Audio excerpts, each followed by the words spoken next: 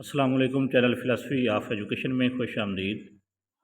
आज की वीडियो में हम रिसर्च के कुछ इम्पॉर्टेंट एमसीक्यूज़ सॉल्व करेंगे और साथ ये कोशिश करेंगे कि सिर्फ एमसीक्यूज़ को रट्टा ना लगाया जाए बल्कि कंसेप्चुअल एमसीक्यूज़ की तैयारी हो, ताकि पेपर में अगर स्टेम चेंज करके भी क्वेश्चन आ जाता है तो आप उसको सॉल्व कर सकें। तो इसको हम स्टार्ट करते हैं। ये उससे पहले अगर आपने चैनल सब्सक्राइब नहीं किया तो चैनल सब्सक्राइब कर लें, ताकि आप हमारी आने वाली वीडियो से ये 2-3 दिन जो रहते हैं तो इसमें लगातार हम वीडियो कोशिश करेंगे अपलोड करने की, ताकि आप अच्छे तरीके से पेपर अटैम्प्ट कर सकें। तो question number 1, an activity directed toward the development of an organised body of scientific knowledge.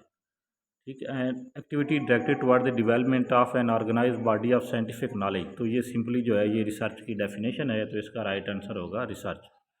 Question number 2, historic research is type of research by. ये हिस्टोरिक रिसर्च जो है ये type of research by method है। ठीक है, method के लिहाज से जो रिसर्च की टाइप है उसमें हिस्टोरिक रिसर्च है। ठीक है, हिस्टोरिक रिसर्च के बाद उसमें डिस्क्रिप्टिव रिसर्च है। ठीक है, उसके बाद सर्वे रिसर्च आ जाती है, उसमें एक्सपेरिमेंटल रिसर्च है। ये इस तरह की सारी रिसर्च जो है वो रिसर्च बाई आती हैं मेथड में। जबकि रिसर्च बाई टाइप्स में जो रिसर्च आती है, सॉरी, रिसर्च बाई पर्पज़ में, तो रिसर्च बाई पर्पज़ में सबसे पहले नंबर पर है बेसिक, उसके बाद है अप्लाइड, उसके बाद है एक्शन। ठीक है, और उसके बाद है रिसर्च एंड डेवलपमेंट। ये रिसर्च एंड डेवलपमेंट जो है ये रिसर्च बाई पर्पज़ होगी। ये 4 टाइप्स है। बेसिक में हम न्यू थ्योरीज डेवलप करते हैं, अप्लाइड में थ्योरीज को अप्लाई किया जाता है, जबकि एक्शन रिसर्च जो है इसमें जो कोई किसी मसले का सामना करना पड़ता है तो उसके फौरी हल के लिए जो रिसर्च की जाती है वो एक्शन रिसर्च होती है। Research that is conducted for applying A testing theory, वो रिसर्च जिसमें हम थ्योरीज को अप्लाई करते हैं या टेस्ट करते हैं, अप्लाइड रिसर्च कहलाती है। और research that is focus on immediate application, तो उसको हम कहते हैं एप्लीकेशन रिसर्च। उसके बाद क्वेश्चन नंबर 5 है people opinion view perception belief attitude और इन्वेस्टिगेटेड थ्रू। ये सारी चीज़ें जो हैं ये किस रिसर्च के थ्रू होती हैं, तो ये है रिसर्च डिस्क्रिप्टिव रिसर्च। डिस्क्रिप्टिव का मतलब होता है डिस्क्राइब करना। ठीक है, जिस तरह कोई चीज़ मौजूद होती है उसको उसी तरह बयान करना जो है वो डिस्क्रिप्टिव होता है। आमतौर पर क्वांटिटेटिव रिसर्च होती है डिस्क्रिप्टिव रिसर्च। उसके बाद क्वेश्चन नंबर 6 है a phenomena which have different characteristics. ठीक है, ऐसी चीज़ जिसकी कैरेक्टरिस्टिक जो है वो चेंज हो सकती हैं, डिफरेंट होती है, उसको क्या कहते हैं? रिसर्च, वेरिएबल, सैंपल या ऑल ऑफ द अबाउट। इसका राइट आंसर होगा वेरिएबल। क्वेश्चन नंबर 7 है इट इज़ अ वेरिएबल और an activity believe to making a difference. ठीक है, वो वेरिएबल जो डिफरेंस क्रिएट करता है, तो वो वेरिएबल जो डिफरेंस क्रिएट करता है वो होता है इंडिपेंडेंट वेरिएबल। और उसके नतीजे में जो डिफरेंट क्रिएट होता है, मतलब जो इफेक्ट होता है उसका, उसको डिपेंडेंट वेरिएबल कहा जाता है। उसके बाद question number 8 it is a change in group that occur as result of manipulation of independent variable. वो रिज़ल्ट जो हमें इंडिपेंडेंट वेरिएबल को जब हम मैनिपुलेट करते हैं, इंडिपेंडेंट वेरिएबल को जब हम चेंज करते हैं, तो उसके नतीजे में जो रिज़ल्ट आता है उसको कहते हैं independent variable. Question number 9, these are the variables which affect dependent variable but are the other than independent variable। वो वेरिएबल जो डिपेंडेंट वेरिएबल के अलावा हों लेकिन वो और भी रिसर्च पे असरअंदाज हो रहे हों, तो उनको कहते हैं extraneous variable. The efforts which a researcher makes to remove the effect of a relevant or extraneous variable. तो वो एफर्ट जो रिसर्चर जो है वो एक्सट्रेनियस वेरिएबल को कंट्रोल करने के लिए करता है, उसको हम कहते हैं कंट्रोल। उसके बाद क्वेश्चन नंबर 11 है it is a process in which every number of population has independent and equal chance of selection. ठीक है, ये सैम्पलिंग से रिलेटेड एमसीक्यूज़ है कि वो तरीक़ेकार, वो मेथड सैम्पलिंग का जिसमें हर मेंबर के सिलेक्ट होने के चांस इक्वल हों, उसको हम क्या कहते हैं? उसको कहते हैं random sampling. Observe difference of research is actually due to that manipulation only and only something else called. ठीक है, इसका राइट आंसर होगा इंटरनल वैलिडिटी। उसके बाद क्वेश्चन नंबर 13 है, study of relationship between intelligence and self esteem. ठीक है, फ़र्ज़ करें कि आप इनके दरमियान रिलेशनशिप फाइंड कर रहे हैं। ठीक है, तो ये कौन सी रिसर्च होगी? तो इसमें जब आप दो चीज़ों के दरमियान रिलेशनशिप फाइंड कर रहे हैं, जब आप दो चीज़ों के दरमियान रिलेशनशिप फाइंड करते हैं, ठीक है, उसमें आप किसी जो उसका वेरिएबल है, वेरिएबल को चेंज नहीं करते। सिर्फ आपने ये देखना है कि एक वेरिएबल का दूसरे वेरिएबल के ऊपर इम्पैक्ट क्या पड़ रहा है, तो वो कोरिलेशन रिसर्च है। और जब आप वेरिएबल को चेंज कर रहे होते हैं तो वो एक्सपेरिमेंटल रिसर्च होती है। Question number 14, a researcher in which a researcher attempts to determine the cause or reason for existing difference in behavior of an individual is called। जब हम कुछ चीज़ों के दरमियान एग्जिस्टेंस डिफरेंस फाइंड कर रहे होते हैं तो वो होता है कैजुअल कंपैरेटिव रिसर्च। इसको एक्स पोस्ट फैक्टो रिसर्च भी कहते हैं। ठीक है, इसमें एक्सपेरिमेंटल रिसर्च में तो दो वेरिएबल होते हैं और हम एक वेरिएबल को मैनिपुलेट करते हैं और उसका दूसरे वेरिएबल के ऊपर इफेक्ट मालूम करते हैं। कैजुअल कंपैरेटिव में जो होता है वो पहले ही इफेक्ट जो है वो क्रिएट हो चुका होता है, हमने सिर्फ उसको स्टडी करना होता है। फॉर एग्जांपल हम ये रिसर्च करते हैं कि वो स्टूडेंट जिनकी मदर जो हैं वो एजुकेटेड हैं, उनका उनकी तलीमी कैरियर के ऊपर क्या असर पड़ता है। तो अब इसमें हम कोई चेंजिंग नहीं कर रहे हैं। ठीक है, तो ये ऑलरेडी एक वेरिएबल जो है वो एग्जिस्ट करता है और उसका डिफरेंस भी एग्जिस्ट करता है, हम सिर्फ उसको स्टडी कर रहे हैं। तो इसको हम कहेंगे casual comparative research. Question number 15, the effect of sex on mathematic achievement is a casual comparative research. कि उसकी जिन्स जो है मतलब वो बॉयज़ है या गर्ल्स है, तो उसकी सेक्स का उसके मैथमेटिक अचीवमेंट पे क्या असर पड़ता है। तो इसमें अब हम वेरिएबल चेंज नहीं कर रहे हैं बल्कि वेरिएबल तो ऑलरेडी चेंज है। ठीक है, तो इसको कहते हैं casual comparative research. Casual comparative research का दूसरा नाम जो है ये भी लिख लें, ये होता है एक्स पोस्ट फैक्टो रिसर्च। ठीक है, उसके बाद क्वेश्चन नंबर 16 है, case study is a type of dash research. Case study कौन सी रिसर्च की टाइप है? तो ये होती है qualitative research. Question number 17, a study a research about people in their natural setting. ठीक है, लोगों को जब हम नेचुरल सेटिंग में रिसर्च करते हैं तो उसको हम कहते हैं एथनोग्राफिक होती है, वैसे कल्चरल स्टडी होती है। ठीक है, कि जब किसी के कल्चर की स्टडी हम करते हैं या जो कोई भी शख्स जब वो अपने कल्चर के ऊपर रिसर्च करता है तो उसको बाकियों से जो है वो बेहतर बना के पेश करता है। तो ये क्वालिटेटिव टाइप की ही एक किस्म है एथनोग्राफिक रिसर्च की। Question number 18, a phenomena are the event that have occurred or will occurred. ठीक है, वो फिनोमा जिसकी हम पेशगोई करते हैं कि ये काम इस तरह होगा, तो उसको क्या कहते हैं? उसको कहते हैं हम हाइपोथेसिस। ठीक है, एक फर्जियाल जो निकालते हैं हम।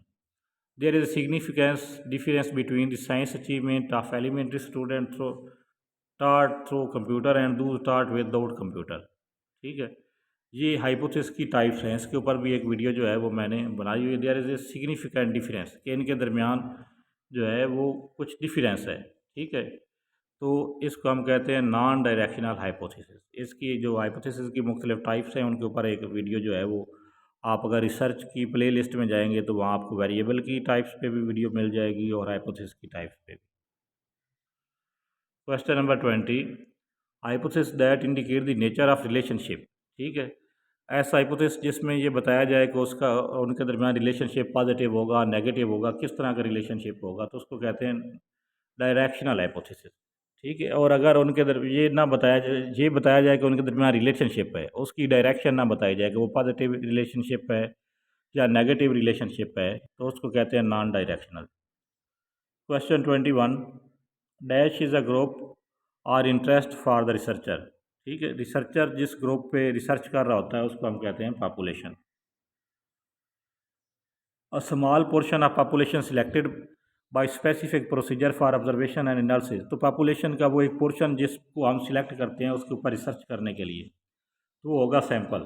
ठीक है ना, पॉपुलेशन तो वो सारा एरिया जो उसकी रिसर्च स्टडी है। तो वो अब फॉर एग्ज़ाम्पल आप रिसर्च कर रहे हैं कि पाकिस्तान के जो पंजाब के हाई स्कूलों के ऊपर आपको रिसर्च कर रहे हैं, तो आप पंजाब के हर हाई स्कूल में तो नहीं जा सकते, तो आपको एक डिस्ट्रिक्ट सिलेक्ट करेंगे रिसर्च करने के लिए। तो उसमें पॉपुलेशन क्या होगी? पंजाब के सारे स्कूल, और सैंपल क्या होगा? जो डिस्ट्रिक्ट आपने सिलेक्ट की है उस डिस्ट्रिक्ट के स्कूल।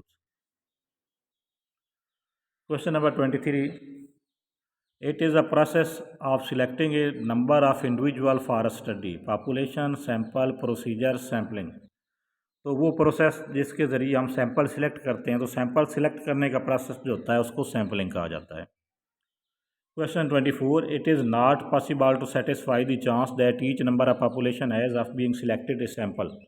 ठीक है, वो सिलेक्टिंग की वो टाइप, सैम्पलिंग की वो टाइप जिसमें पॉपुलेशन के हर मेंबर के इक्वल चांस नहीं होते सिलेक्ट होने के, उसको कहते हैं नॉन प्रोबेबिलिटी। और जिसमें इक्वल चांस होते हैं उसको कहते हैं प्रोबेबिलिटी सैम्पलिंग। प्रोबेबिलिटी सैम्पलिंग की आगे टेक्निक्स आगे डिफरेंट, फिर आगे उसकी टाइप्स हैं, जिसमें हमने पहले एक रैंडम सैम्पलिंग पढ़ा है। सैम्पलिंग के ऊपर भी जो है कि वीडियो मैंने अपलोड की हुई है। Question 25. A sampling in which subgroup in a population represent in sample in the same proportion. ठीक है, जब सब ग्रुप जो है वो सेम प्रोपोर्शन के अकॉर्डिंग आए तो उसको कहते हैं स्ट्रैटिफाइड सैम्पलिंग। उसके बाद question 26. Probability sampling is also called stratified sampling, cluster sampling, random sampling. तो ये सारी टाइप्स जो हैं ये प्रोबेबिलिटी सैम्पलिंग की ही टाइप्स है। इसका आंसर होना चाहिए था ऑल ऑफ द अबव।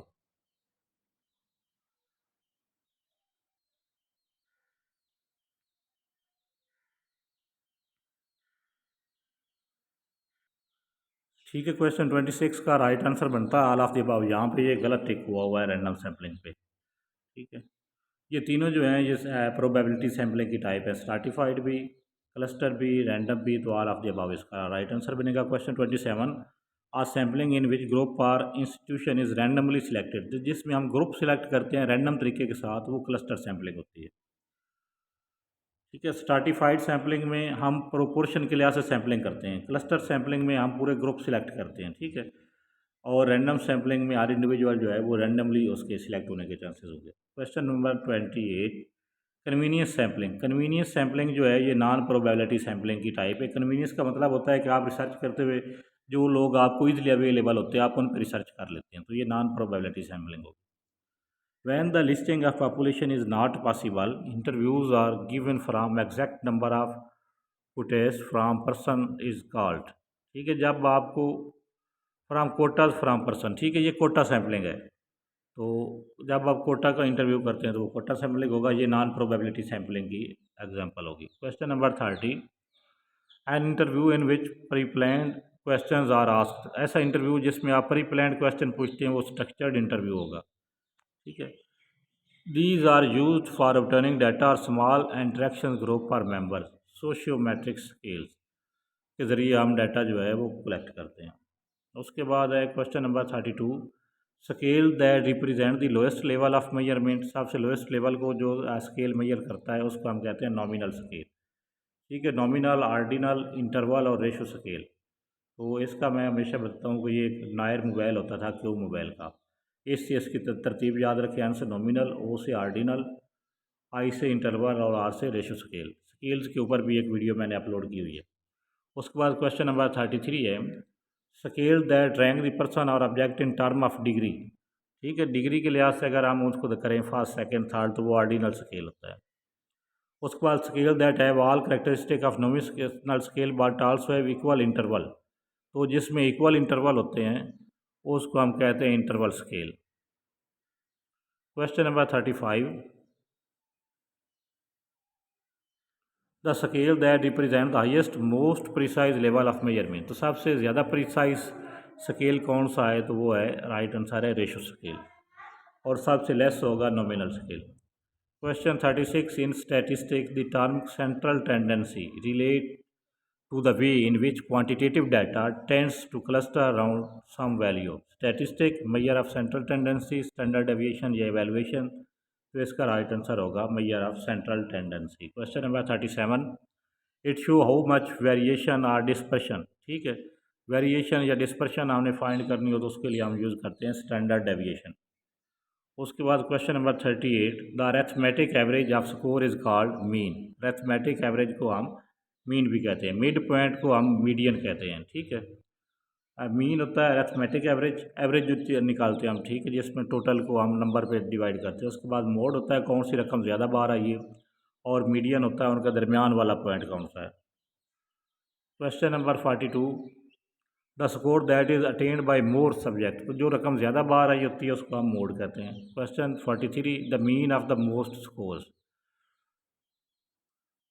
तो इनका मीन फाइंड करना है। ठीक है, इसको आप सबको प्लस करेंगे, 5 4 9 3 12, 12 तो 2 14 और 1 15, 15 को 5 रकमें हैं, 15 डिवाइडेड बाई 5, तो इसका आंसर जो है वो 3 आ जाएगा। मीडियन ऑफ द स्कोर, इनका आपने मीडियन फाइंड करना है। मीडियन होगी इनकी दरमियान वाली रकम। तो सबसे पहले आप इन सारी रकमों को तरतीब के साथ लिखेंगे, जैसे इनमें सबसे छोटी रकम 5 है, उसके बाद 7 है, फिर 8 है। ठीक है, 5 7 8 के बाद 10 है, फिर 11 है, फिर 14 है। ठीक है, फिर 15 है, फिर 18 है। तो इनकी तरतीब लगाएंगे आप। ये 14 15 18 इधर से निकाल दें, इधर से निकाल दें, ये 10 और 11 के दरमियान आंसर बन रहा है, या हम शायद इसमें से कोई वैल्यू जो है मिस कर गए। लेकिन इस तरह इनको तरतीब के साथ लिख के उसमें सेंटर वाली रकम जो है वो उसका आंसर होगा। Question, the mode of the score, mode का मतलब होता है जो रकम ज़्यादा बार आई है, तो इसमें 4 जो है वो ज़्यादा बार आया है। इस क्वेश्चन में 4 जो है वो 3 बार आया है, तो इसका राइट आंसर होगा। Question number 46, in inductive method we proceed from specific to general. ठीक है, इंडक्टिव में स्पेसिफिक टू जनरल जाते हैं, और डिडक्टिव में चीज़ें पहले से जनरलाइज होती हैं, उसमें हम जनरल टू स्पेसिफिक जाते हैं। Question number 48, which measure central tendency influence by extreme value, तो मीन है। ठीक है, उसके बाद question 49, administration of the instrument on 2 और 3 respondent to find out its flaw, जब हम 2 या 3 लोगों पे अपना जो टेस्ट हमने बनाया होता है उसको चेक करते हैं, क्वेश्चन वगैरह या कोई टूल हमने डेवलप किया है, तो उसको चेक करने के लिए जो स्टडी की जाती है वो कराती है pilot study. If the result of test and retest are the same, ठीक है, टेस्ट और रीटेस्ट के रिजल्ट सेम हो तो वो रिलायबिलिटी होती है। The degree to test which measure what it purpose to measure, ये सिंपली वैलिडिटी की डेफिनेशन है। उसके बाद क्वेश्चन नंबर 51 है, the degree to which test measure, ये हो गया। Question number 52, the degree to which test measure what it suppose to measure, ये वैलिडिटी है, वही सेम क्वेश्चन है। Question 53, the statistic used for prediction, prediction के लिए कौन सा स्टेटिस्टिक्स यूज़ करते हैं हम, तो इसका राइट आंसर है regression. Question 54, difference between the population means of 2 groups have been calculated by researcher, the most, जब 2 ग्रुप्स के दरमियान आपने डिफरेंस फाइंड करना है तो उसके लिए जो सिग्निफिकेंस टेस्ट यूज़ होगा वो होगा टी टेस्ट। ये रिसर्च के इंपॉर्टेंट एमसीक्यू से नेक्स्ट वीडियो जो है वो जल्दी अपलोड की जाएगी। अगर आपने चैनल सब्सक्राइब नहीं किया तो चैनल सब्सक्राइब कर लें। अल्लाह हाफिज़।